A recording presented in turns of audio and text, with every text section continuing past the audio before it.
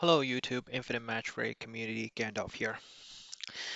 So I'm back at it, um, trying to figure out uh, if I can actually get a team to work for Endless Cloister um, at stage 29.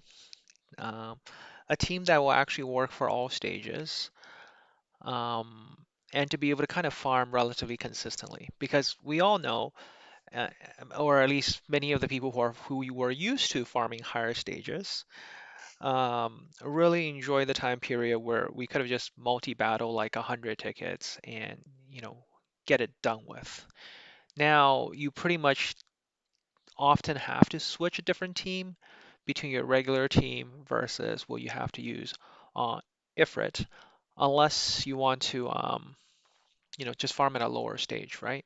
If you want to farm at a higher stage, you pretty much have to use Jingle Bell. As an option, um, just simply because if you look at the recommended team, like literally Jingle Bell is staple. Um, I'm trying to cheese this stage a little bit because what I'm aiming to do is to take advantage of Jingle Bell and Heng at the same time, where what I can do is I will be able to take advantage of the fact that both of them have ignore defense as part of their attack, so I can completely ignore the boss mechanic a little bit here. So let's talk about why this boss is super annoying. One, um, his first passive is immune to dot damage. And if you actually dealt dot damage to him, he would heal for the amount that you have done the dot damage for. So you can't bring things like Little Jack. You will never be able to kill it with Little Jack because there's half of the damage or more is dot damage. You can't bring Indra because Indra again is uh, considered as dot damage there. So that kind of leaves you to using a really heavy um, physical DPS, right? And Jingle Bell is probably the only one that fits that bill pretty well. Heng is kind of the other one. Both of them have ability to half their damage ignores defense, right? Half, which is super important because the other part is, okay, if the boss does not have, where's the other, okay, where's the passive? Hold on, it's over here. No, it's over here. Yeah, it's over here. Okay, so if it doesn't have attack down, it's going to keep increasing his attack up. And if it doesn't have defense down, it's going to keep increasing his defense. So you can see it already has 13 stacks, okay? 13 stacks of defense. So that's okay, 70% defense up, 70% attack up. That's very scary. On top of, okay, the other buff, which he increases turn 5% extra damage every turn, okay? I'm pretty much going to get one shot whenever the boss makes a move. So it's all about turn cycling at this point. I really hope I beat it this time. We're at a third of his health now. And what you can see is with the boss, with the slowdown, okay, it's at 2000 speed or so. My entire team with all the buff is around close to 4000 speed, especially Nordak. So Nordak is taking 2 turns every time the boss is taking 1 turn. And I made sure that Jingle Bell is the slowest and also in the 5th slot. This is really important because his single target always seems to hit your 5th slot if everybody is at the same HP. And what I'm trying to do is cycle my turns as much as I can. No!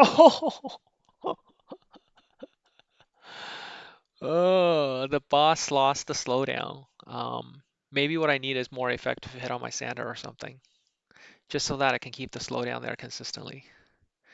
I need to cycle uh, 8 cooldowns so that the Nordak is every 3 turn. I get the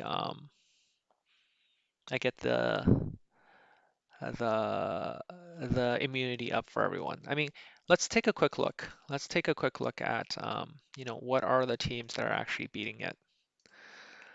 Um, it's a low power reference. Do we actually see a variance of this team? I guess we do see one. Oh, you know what? This is actually a really good idea. To use Bunny as an option to just cycle a lot so that you get the immunity up. Another option is to put in Mamook and have Mamook absorb a lot of that hit and just make sure the attack up doesn't go out of hand a little bit. But either way, right, we see bunnying here as well as a really good option in terms of just making sure that we can cycle the cycle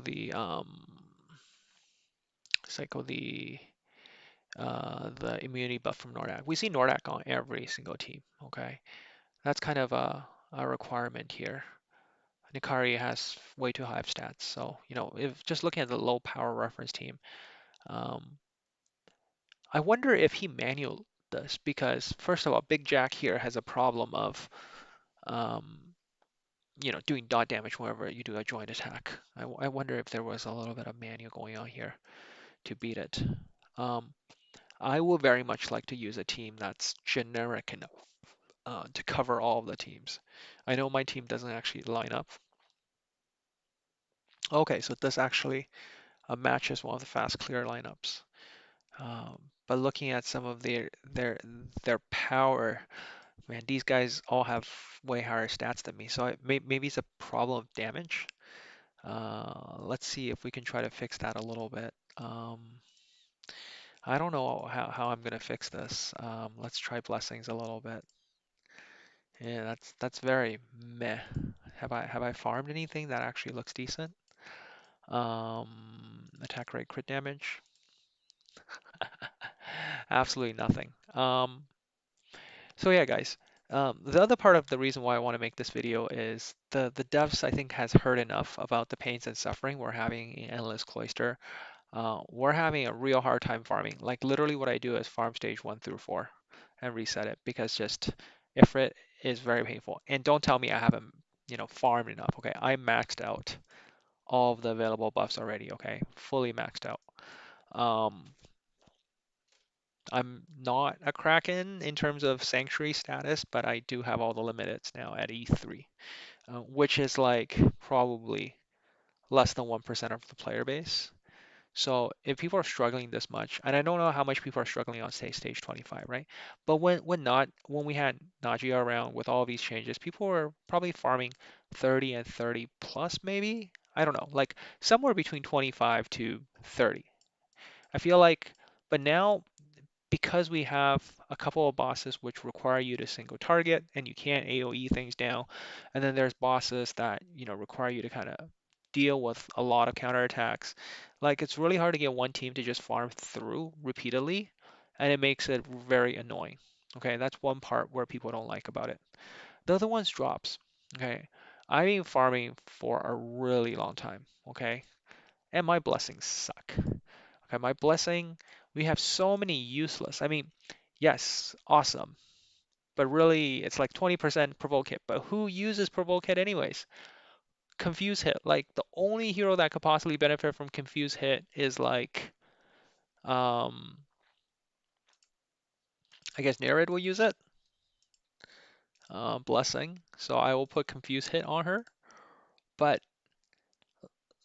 like, is that even required? Like, horrify hit. Yay, 25%.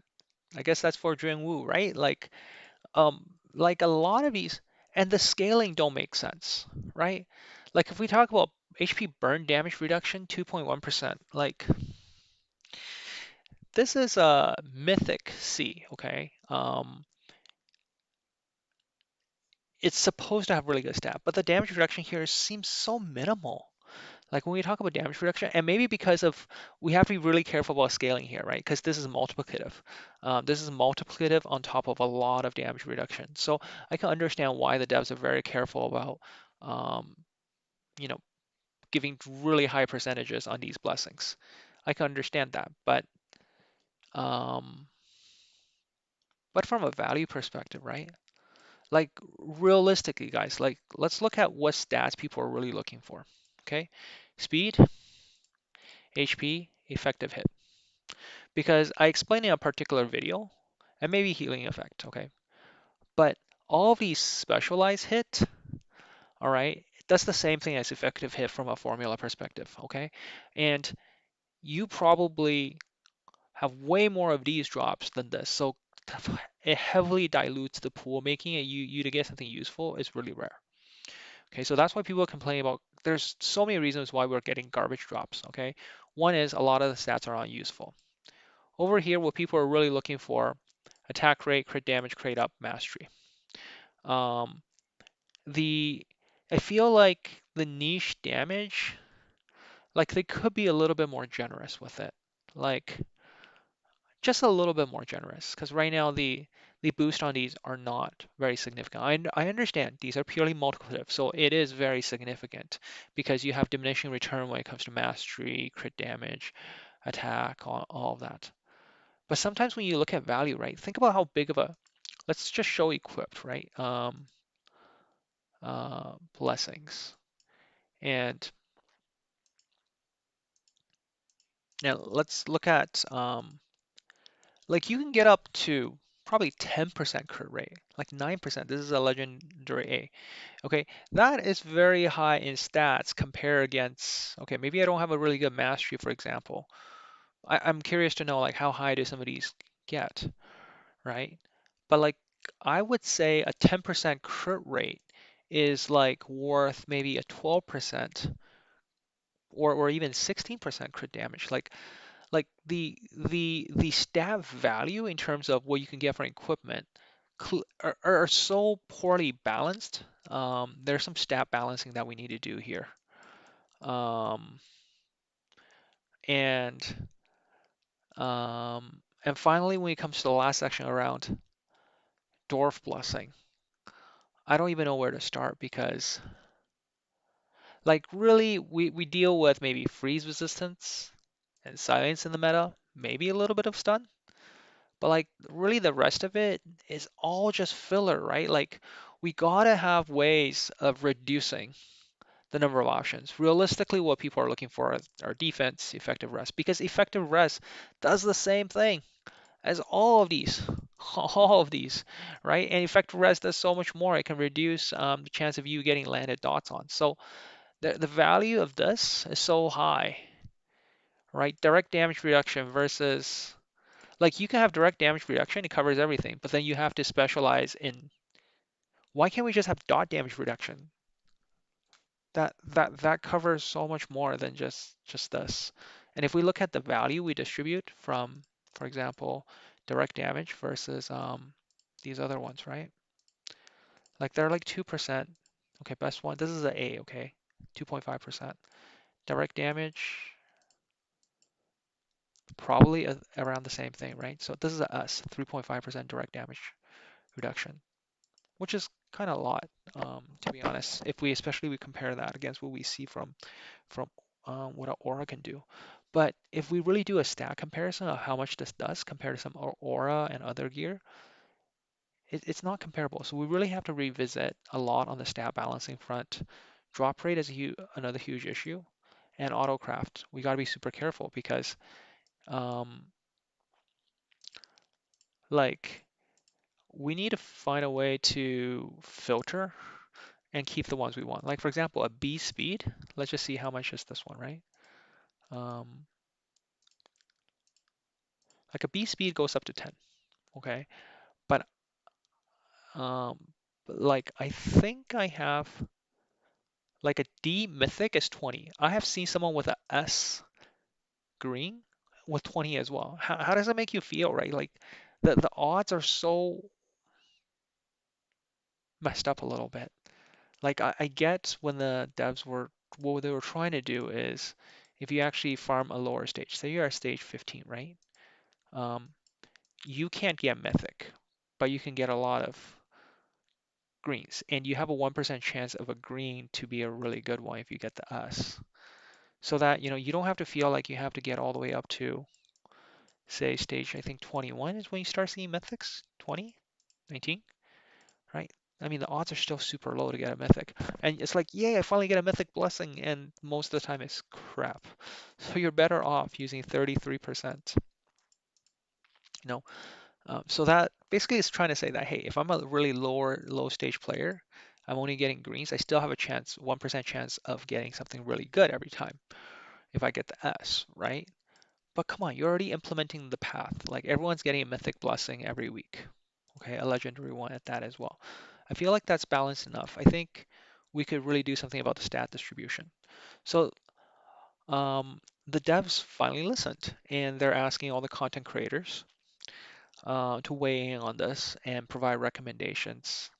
There are thoughts about, hey, can we choose the blessings that we get dropped, eliminate some of the ones we don't want?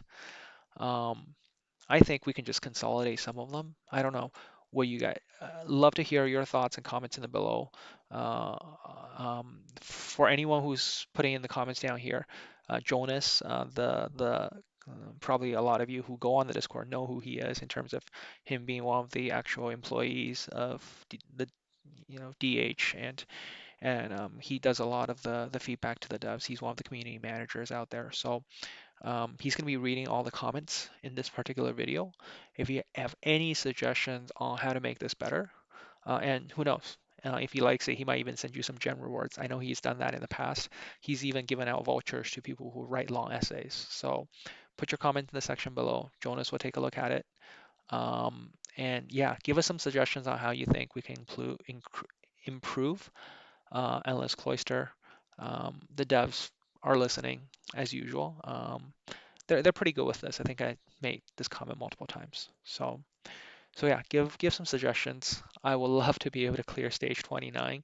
If you have any suggestions for me on how to clear it, because I'm trying to find one team that's going to be able to allow me to farm a higher stage. I think the team that I'm using right now can probably like maybe farm 27 or 28 for all of the stages, so I can quickly at least get through all of these keys. I was maxed out for a period of time, which was really unpleasant. So yeah, let me know your thoughts in the comments below, and I'll see you in the next video. Gandalf out.